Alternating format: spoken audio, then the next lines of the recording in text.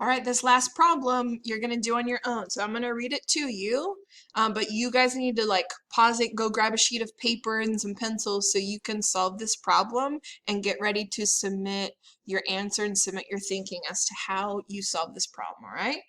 And I'll type it out here below the video as well. So here's your problem to do on your own now. So it says Miss Chavez collected 1,653 books during June, 929 books during July, and 1,585 books during August.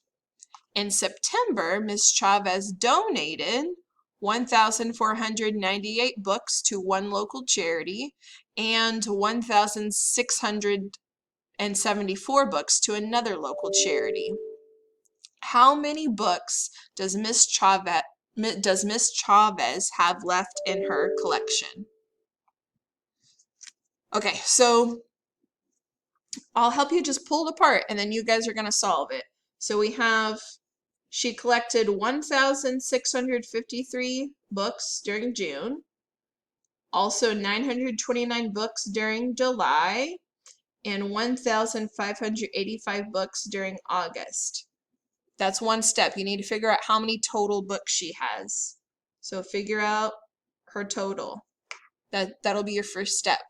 Next, it says in September, she donated. What happens when you donate something, right? You're giving it away. You don't have it anymore. So if I'm donating these books, Miss Chavez is donating these books, that means she doesn't have them anymore. So that keyword donated tells you you're going to be doing some subtraction. She's getting rid of some of the books. Okay, how many books is she getting rid of? 1,498. And also 1,674.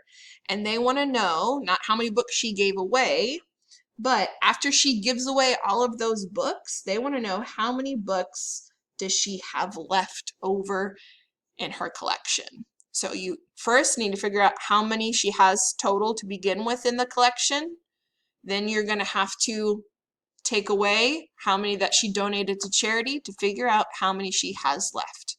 Good luck, take your time, show your work, and then when you're ready, submit your answer below.